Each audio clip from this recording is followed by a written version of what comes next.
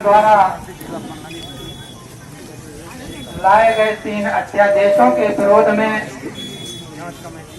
भारतीय किसान यूनियन आयोजित कार्यक्रम की अध्यक्षता कर रहे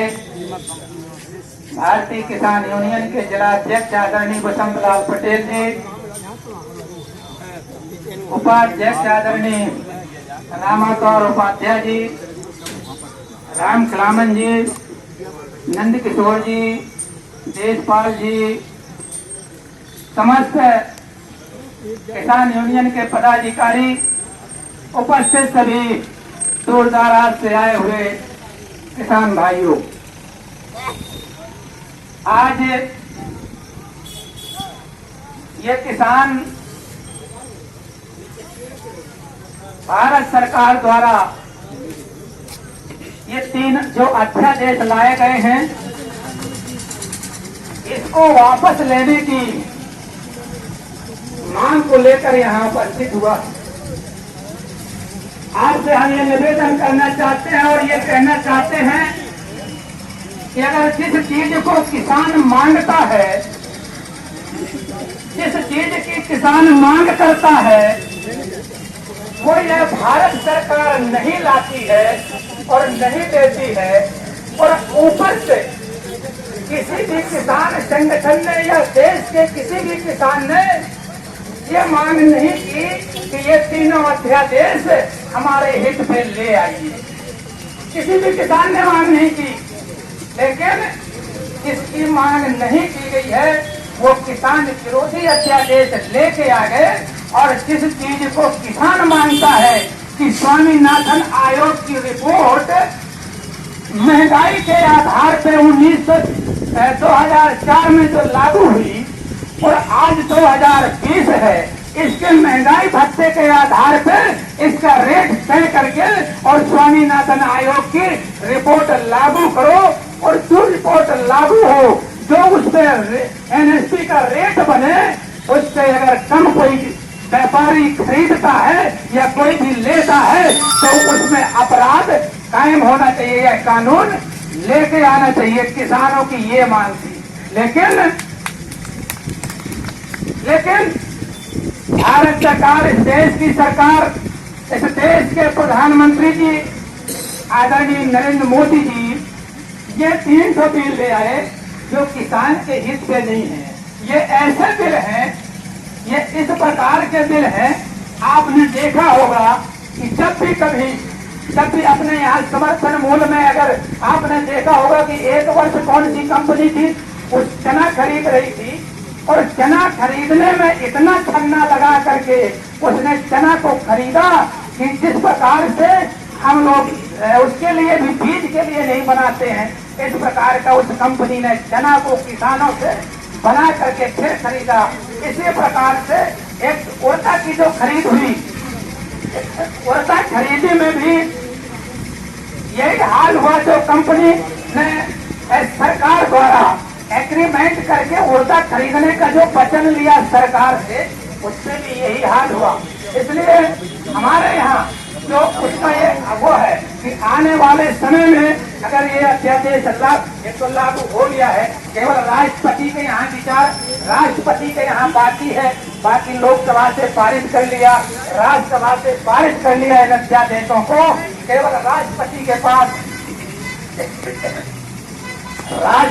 पास बाकी है। अगर राष्ट्रपति भी उस पर हस्ताक्षर करते हैं तो ये अध्यादेश लागू हो जाएगा और कानून बन जाएगा। इसलिए हम इस मंच के माध्यम से देश की सरकार, देश के राष्ट्रपति को अपना ये ज्ञापन सौंपना है। इसलिए अभी राष्ट्रपति का दस्तखत बाकी है, इसलिए हमारी मांग राष्ट्रपति से होगी कि ये अध्यादेश है, इनको वापस लेने का काम हो, इस पर हस्ताक्षर नहीं किए जाए और इन अध्यादेशों को वापस ले लें। आगे चल के नहीं तो इस पे क्या होगा। मध्य प्रदेश देश की सरकार तो कहती है, आपने तो टीवी में देखा होगा तो मोदी जी कहते हैं कि ये किसान विरोधी नहीं, किसान हितैषी है। इस बिल के आने के कारण किसान देश के अंदर चाहे जहां चला जाए और अपने जिन्स को बेच सकता है। लेकिन मैं इस सरकार से, इस भारत के प्रधानमंत्री जी से ये पूछना चाहता हूँ कि अगर भारत सरकार के प्रधानमंत्री से, इस देश के प्रधानमंत्री से पूछना चाहता हूँ कि अगर हमारे इस फ्लोर का और पन्ना का किसान आपके गुजरात के अहमदाबाद मंडी अगर माल लाता है उसका रेट क्या देंगे आप? क्या आपने रेट निर्धारित किया है कि गुजरात की मंडी में किसान बेच सके? क्या इसका उत्तर दे दें कि जिसके तौर पे हम आपके अगर हमारे गुजरात में आप पन्ना का किसान लेके जाता है मध्य प्रदेश से तो हम 5,000 का गेहूं 10,000 का खरीदेंगे, ये वचन दे, ये लिखित में दे दे, हम मान लेंगे कि मोदी जी हमारे किसानों के हित है। इसलिए हमारे यहाँ का जो किसान है वो तो अपनी क्षेत्रीय मंडी पर बेच नहीं पाता, अपने घर से ही दे देता है, दलाल आ जाते हैं दे देता था और अपनी मंडी पे ले जा करके देता था। लेकिन कल क्या होगा? उनका कहना है कि ना हम एनएसपी खत्म कर रहे हैं, ना मंडी जगत को खत्म कर रहे हैं, उनका ये मानना है और उनका ये कहना है। लेकिन हमारा ये मानना है और इस अध्यादेश के आधार पे जो हमको ऐसा लगता है, जो हम किसान भ्रमित हैं, तो निश्चित तौर पे ऐसा लगता है कि आने वाले समय में जो भी हम जिन्स बोएंगे,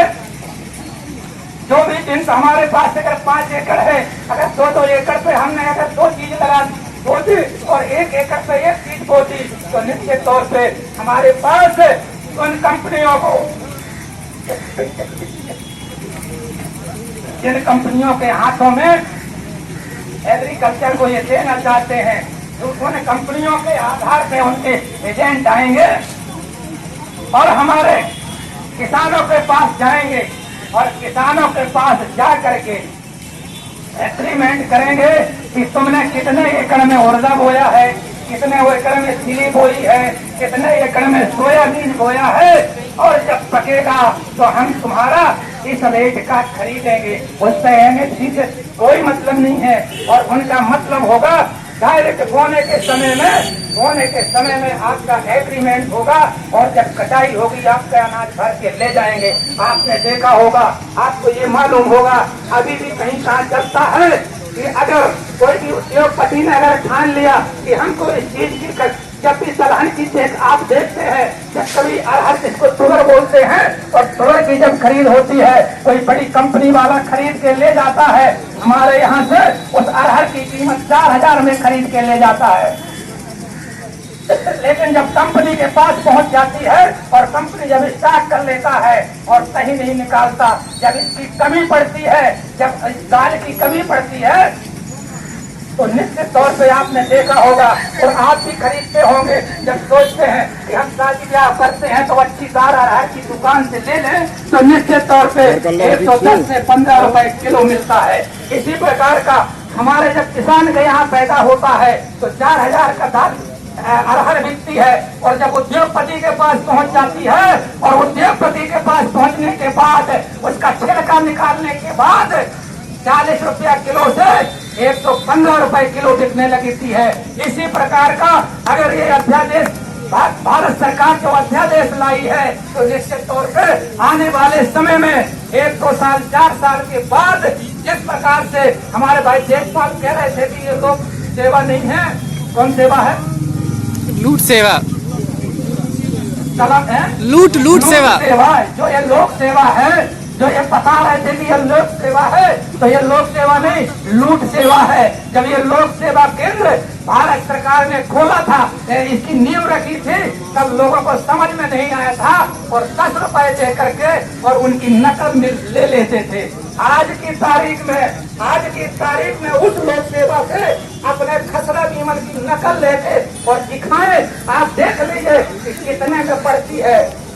अगर हमारे पास 10 नंबर है तो निश्चित तौर पे 3,000 में पड़ेगी। नकल निकलवाना किसान को इस लोकसभा से अगर 10 नंबर है तो 3,000 में पड़ेगा वो नकल निकलवाना। पहले 10 रुपए में, अब 3,000 में। यही भारत सरकार का जो ये अध्यादेश है इसी प्रकार के हैं। आज नहीं तो कल इस लूट सेवा जैसा हमारे किसानों के साथ निश्चित होगा। इसलिए खामों को और आपको इस आंदोलन के माध्यम से महामहिम राष्ट्रपति जी को ये ज्ञापन देते हैं, उनसे विनती करते हैं कि निश्चित तौर पे अगर राज्यसभा और लोकसभा में ये पारित हो गया है, आपके पास अगर हस्ताक्षर को आए तो इस पे नहीं किया जाए, इसको वापस लिया जाए। ऐसी हम इस ज्ञापन के माध्यम से मांग करते हुए अपनी बात को समाप्त करते हैं। धन्यवाद। जय जवान जय किसान। धन्यवाद। आज किसान यूनियन की तरफ से पूरे भारत में ये जो भारत सरकार ने देश के प्रधानमंत्री जी के अध्यादेश लाए हैं उसको वापस लेने की मांग करके और ये ज्ञापन दिए, जबकि किसानों ने इन अध्यादेशों के संबंध में कभी मांग नहीं की। किसानों की मांग रहती थी कि जो स्वामीनाथन आयोग की रिपोर्ट थी, जो 96 में स्वामीनाथन आयोग की जो रिपोर्ट बनाई गई, उसमें स्वामीनाथन जो वैज्ञानिक थे उनके नेतृत्व में ये हुआ और उन्होंने सारे देश के अंदर घूम के सभी प्रदेशों में घूम के और अपनी रिपोर्ट 2004 में जो दी, तो किसानों की केवल मांग थी कि एनएसपी समर्थन मूल्य जो है स्वामीनाथन आयोग की रिपोर्ट के आधार पे जो उस समय वर्तमान में उन्होंने रेट तय किए रिपोर्ट में, उससे आज जो 4 से और आज 20 तक की महंगाई है, उस समय किसानों के लिए जो रोजमर्रा की चीज थी, साबुन तेल से नमक मिर्चा से लेकर के और सीमेंट डीजल पेट्रोल से लेकर के घर बनाने तक का एक माचिस से लेकर के, यदि जो आपने जो ज्ञापन दिया है अध्यादेश वापस नहीं लिया जाता तो क्या करें?